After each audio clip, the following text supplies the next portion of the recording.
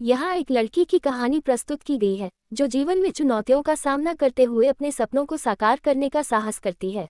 सपनों की उड़ान। छोटे से गांव में पैदा हुई पूजा ने कभी नहीं सोचा था कि उसका जीवन एक दिन उसकी अपनी शर्तों पर चलेगा। वह गांव की उन लड़कियों में से थी जिन्हें हमेशा सिखाया जाता है कि उनके सपनों से ज्यादा जरूरी परिवार और समाज की इज्जत होती है। पूजा का परिवार एक साधारण किसान परिवार था। उसके पिता दिन भर खेतों में मेहनत करते और माँ घर संभालती। पूजा का एक छोटा भाई भी था जो स्कूल में पढ़ाई करता था। परिवार में लड़कियों की पढ़ाई को ज्यादा महत्व नहीं दिया जाता था, लेकिन पूजा की माँ ने उसे पढ़ने की अनुमति दी थी। वह जानती थी कि पढ़ाई ही पूजा को एक बेहतर भविष्य दे सकती है। स्कूल के दिन। पूजा का स्कूल गांव से 3 किलोमीटर दूर था। हर दिन वह पैदल चलकर स्कूल जाती। रास्ते में कंकड़ भरे रास्ते, तेज धूप और बरसात के दिन उसे कभी नहीं रोक पाए। पूजा को पढ़ाई में बहुत रुचि थी और वह हमेशा अपनी कक्षा में अव्वल आती थी। स्कूल में टीचर भी उसकी मेहनत देखकर प्रभावित होते। उन्होंने पूजा के माता पिता को समझाया कि वह बहुत होनहार है और उसे आगे पढ़ने का मौका दिया जाए। लेकिन पूजा के पिता को ये बात पसंद नहीं आई। उनके हिसाब से लड़कियां ज्यादा पढ़ लिख कर आखिरकार शादी ही तो करती हैं। सपनों की पहली चुनौती। पूजा को 10वीं कक्षा के बाद पढ़ाई छोड़ने के लिए कहा गया। यह उसके लिए दिल तोड़ने वाली बात थी, लेकिन उसने हार मानने की बजाय अपने दादाजी से बात की। दादाजी उसके समर्थन में थे और उन्होंने पूजा के पिता को मनाने की कोशिश की। काफी बहस के बाद पूजा को शर्तों के साथ आगे पढ़ने की अनुमति मिली। शर्त ये थी कि वह अपने घर के सारे काम पूरे करने के बाद ही पढ़ाई कर सकती है। पूजा ने ये चुनौती स्वीकार की। सुबह जल्दी उठकर वह घर के सारे काम निपटाती, फिर स्कूल जाती और रात को देर तक पढ़ाई करती। शहर का सफर। 12वीं की परीक्षा में पूजा ने टॉप किया। अब उसे शहर जाकर कॉलेज में दाखिला लेना था। यह उसके लिए दूसरी बड़ी चुनौती थी। गांव में लड़कियों का अकेले शहर जाना बहुत बड़ी बात मानी जाती थी। लोगों ने पूजा के परिवार को तरह तरह की बातें सुनाई, लेकिन इस बार उसके पिता ने उसका साथ दिया। शहर में पूजा को एक छात्रावास में रहना पड़ा। शुरुआत में उसे बहुत दिक्कत हुई। वह गांव की सादगी और शहर की चकाचौंध में तालमेल नहीं बिठा पा रही थी। लेकिन धीरे धीरे उसने अपनी पढ़ाई पर ध्यान केंद्रित किया और अपनी मेहनत से सबका दिल जीत लिया। संघर्ष का दौर। कॉलेज की पढ़ाई के दौरान पूजा ने महसूस किया कि केवल पढ़ाई ही काफ़ी नहीं है। उसे अपनी आर्थिक स्थिति को भी सुधारना था। उसने पार्ट टाइम नौकरी करना शुरू कर दिया। दिन भर कॉलेज और नौकरी के बीच भाग दौड़ करती पूजा कभी कभी बहुत थक जाती, लेकिन उसने अपने सपनों को कभी धुंधला नहीं होने दिया। उसकी कड़ी मेहनत का फल मिला जब उसने कॉलेज से ग्रेजुएशन में टॉप किया। उसे एक बड़ी कंपनी में नौकरी का प्रस्ताव मिला। सपनों की उड़ान। पूजा ने कंपनी में काम करना शुरू किया और धीरे धीरे अपने परिवार की आर्थिक स्थिति को बेहतर बनाया। उसने अपने छोटे भाई की पढ़ाई का खर्च उठाया और अपने माता पिता को बेहतर जीवन दिया। आज पूजा अपने गांव की पहली लड़की है जो शहर में एक बड़ी कंपनी में काम करती है। वह गांव की अन्य लड़कियों के लिए प्रेरणा बन चुकी है। उसने साबित कर दिया कि अगर इरादे मजबूत हों तो कोई भी मुश्किल रास्ता नहीं रोक सकता। लालची औरत की कहानी। एक छोटे से गांव में एक औरत रहती थी जिसका नाम कमला था। कमला देखने में सुंदर थी, लेकिन उसके दिल में लालच भरा हुआ था। वह अपने जीवन में हर चीज से ज्यादा धन और संपत्ति चाहती थी। उसके पास जो कुछ भी था वह कभी उससे संतुष्ट नहीं होती थी। शुरुआत की कहानी। कमला का पति रामू एक ईमानदार किसान था। वह दिन रात मेहनत करता और जो कुछ भी कमाता उससे उनका घर चलता।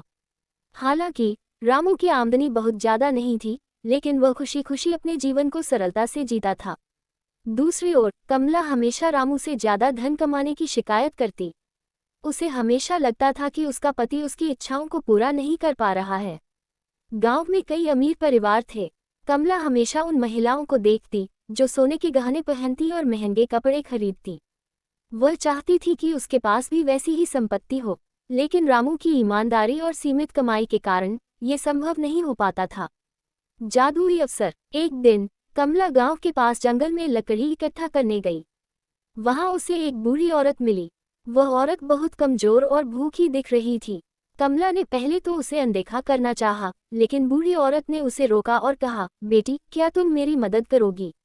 मैं भूखी हूँ, मुझे खाने के लिए कुछ दे दो। कमला के मन में पहले तो लालच आया कि क्यों इस पर समय बर्बाद किया जाए, लेकिन फिर उसने सोचा कि हो सकता है इस बूढ़ी औरत के पास कुछ रहस्यमय शक्ति हो। उसने बूढ़ी औरत को अपने साथ घर ले जाकर खाना खिलाया। बूढ़ी औरत ने संतोषपूर्वक खाना खाया और कमला से कहा, तुमने मेरी मदद की है, इसलिए मैं तुम्हें एक वरदान देती हूँ। जो कुछ भी तुम चाहोगी वो तुम्हें मिलेगा, लेकिन याद रखना, लालच करना तुम्हारे लिए घातक हो सकता है। लालच की शुरुआत। कमला बहुत खुश हुई। उसने तुरंत वरदान का उपयोग करना शुरू किया। उसने सोने के गहने मांगे और कुछ ही समय में उसके पास ढेर सारे गहने आ गए। उसने महंगे कपड़े, बड़ा घर और अनगिनत धन संपत्ति मांगी। देखते ही देखते वह गांव की सबसे अमीर महिला बन गई। अब गांव के लोग उसे ईर्ष्या भरी निगाहों से देखते थे, लेकिन कमला की लालच खत्म होने का नाम ही नहीं ले रही थी। वह हर दिन कुछ नया मांगती। उसका घर खजाने से भर गया था, लेकिन उसकी भूख और बढ़ती जा रही थी। पड़ोसियों की ईर्ष्या। कमला का बदलता व्यवहार और उसकी संपत्ति देखकर पड़ोसी उससे जलने लगे। पहले जो लोग उसे अच्छा समझते थे, अब वे उससे दूरी बनाने लगे थे। रामू ने कई बार उसे समझाने की कोशिश की कि धन से ज्यादा जरूरी सुकून और रिश्ते होते हैं, लेकिन कमला को ये बात समझ नहीं आई। वह अब खुद को दूसरों से श्रेष्ठ समझने लगी थी। उसकी धन दौलत का दिखावा गांव के हर कोने में हो रहा था। उसने अपने पुराने दोस्तों और रिश्तेदारों से भी रिश्ता तोड़ लिया क्योंकि उसे लगता था कि वे उसकी बराबरी के नहीं हैं। सजा की शुरुआत। एक दिन कमला ने सोचा, अगर मैं पूरे गांव की जमीन खरीद लूं, तो सब लोग मेरे अधीन हो जाएंगे। उसने जादुई वरदान का इस्तेमाल करते हुए गांव की सारी जमीन खरीदने की कोशिश की। लेकिन जैसे ही उसने यह इच्छा की, उसके घर की सारी संपत्ति धीरे धीरे गायब होने लगी। कमला घबरा गई और उसने फिर से बूढ़ी औरत को याद किया। वह जंगल में जाकर बूढ़ी औरत को ढूंढने लगी। कई घंटे की खोज के बाद बूढ़ी औरत प्रकट हुई। कमला ने रोते हुए उससे कहा, मुझे बचा लो, मेरी सारी संपत्ति गायब हो रही है। मैंने कुछ गलत नहीं किया। बूढ़ी औरत ने गुस्से से कहा, मैंने तुम्हें पहले ही चेतावनी दी थी कि लालच घातक है। तुमने अपनी इच्छाओं को सीमित नहीं किया और अपने लालच में सब कुछ गंवा दिया। कमला ने माफी मांगी और कहा कि वह अपनी गलती सुधारने के लिए तैयार है। बूढ़ी औरत ने कहा, तुम्हें अपनी गलतियों का प्रायश्चित करना होगा। अब से तुम्हारे पास सिर्फ उतना ही रहेगा जितना तुम्हारी जरूरतों के लिए जरूरी है।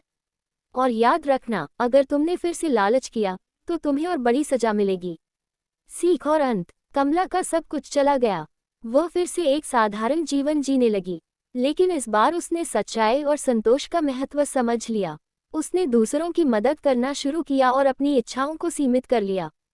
गांव वालों ने भी उसे माफ कर दिया और उसे अपनी पुरानी जिंदगी में वापस स्वीकार कर लिया।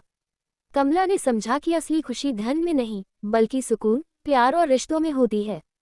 निष्कर्ष। ये कहानी हमें सिखाती है कि लालच हमें अंधा बना सकता है और हमें हमारी सबसे मूल्यवान चीजों से दूर कर सकता है।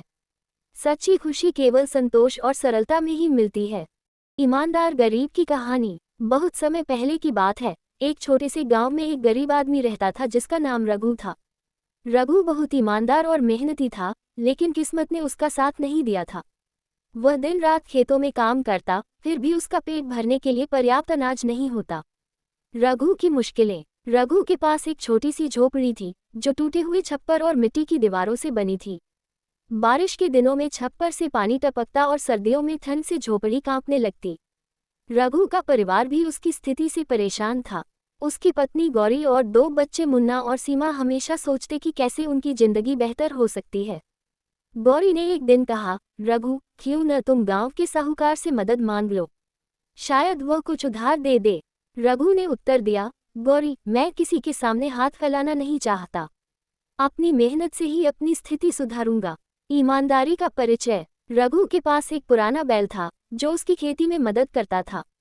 एक दिन जब वह खेत से लौट रहा था, तो उसे रास्ते में एक चमचमाती थैली मिली। उसने उठाकर देखा तो उसमें सोने के सिक्के भरे हुए थे। रघु की आंखें चौंधिया गईं। उसने सोचा, अगर मैं ये सोने के सिक्के अपने पास रख लूं, तो मेरी गरीबी हमेशा के लिए खत्म हो जाएगी। मेरे बच्चे अच्छे कपड़े पहनेंगे और भरपेट खाना खा सकेंगे। लेकिन अगले ही पल उसके मन में दूसरी बात आई, ये सोना मेरा नहीं है। इसे रखना चोरी के बराबर होगा। मुझे इसे इसके असली मालिक तक पहुंचाना चाहिए। साहूकार का सोना। रघु ने गांव में जाकर पूछताछ की कि यह सोने की थैली किसकी है। उसने सभी को इकट्ठा किया और कहा, मैंने ये थैली रास्ते में पाई है। इसका मालिक कौन है, कृपया सामने आए। गांव के लोग हैरान थे कि कोई इतना ईमानदार भी हो सकता है। कुछ देर बाद गांव का साहूकार सामने आया। उसने कहा, ये थैली मेरी है, मैं इसे बाजार ले जा रहा था और रास्ते में कहीं गिरा दी। रघु ने साहूकार को वह थैली लौटा दी। साहूकार ने उसकी ईमानदारी की प्रशंसा की, लेकिन उसे कोई इनाम देने के बारे में नहीं सोचा। गरीबी और संघर्ष। थैली लौटाने के बाद रघु अपने घर लौट आया। उसकी पत्नी ने जब ये सुना तो वह थोड़ी निराश हुई। उसने कहा, इतनी बड़ी संपत्ति तुम्हारे पास थी, फिर भी तुमने उसे लौटा दिया। कम से कम हमारी गरीबी तो खत्म हो जाती। रघु ने मुस्कुराते हुए कहा, गौरी, अगर मैंने वह सोना रख लिया होता तो शायद हम अमीर बन जाते, लेकिन मैं अपनी आत्मा से नजरें नहीं मिला पाता। सच्चाई और ईमानदारी सबसे बड़ा धन है। चमत्कार। कुछ दिन बीते। एक सुबह रघु जब खेत जोतने जा रहा था तो साहूकार ने उसे अपने घर बुलाया। साहूकार ने कहा, रघु, मैं तुम्हारी ईमानदारी से बहुत प्रभावित हुआ हूँ। तुमने जो किया वैसा आजकल कोई नहीं करता, इसलिए मैं तुम्हें अपनी कुछ जमीन देना चाहता हूँ। उस पर खेती करो और अपनी स्थिति सुधारो। रघु ये सुनकर हैरान रह गया। उसने कहा, साहूकार जी, मैं आपकी जमीन नहीं ले सकता, यह आपकी मेहनत की कमाई है। साहूकार ने जवाब दिया, यह मेरी खुशी है और ये तुम्हारे जैसे ईमानदार इंसान के लिए मेरा कर्ज है। नई शुरुआत। साहूकार से मिली जमीन पर रघु ने मेहनत करना शुरू कर दिया। उसकी फसलें अब अच्छी होने लगी। उसने अपनी ईमानदारी और मेहनत से धीरे धीरे अपनी गरीबी को दूर कर लिया। अब उसका परिवार खुश था और गांव के लोग उसकी ईमानदारी की मिसाल देते थे। सीख। इस कहानी से हमें ये सीख मिलती है कि कठिनाइयों के बावजूद ईमानदारी और सच्चाई का दामन कभी नहीं छोड़ना चाहिए। धन दौलत से ज़्यादा कीमती हमारे गुण और हमारे कर्म होते हैं। सच्चे इंसान को ईश्वर भी उसकी मेहनत का फल जरूर देता है।